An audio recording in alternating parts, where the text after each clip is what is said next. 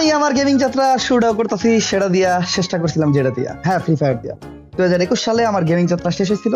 হ্যাঁ, তখন আমার কাছে দালাল পেশা ছিল, একটা পারফেক্ট দালাল ছিলাম আমি। যদিও আমি তখন দালালি করি নাই, আর তখন দালালি সিস্টেমটা ওরকম ছিল না।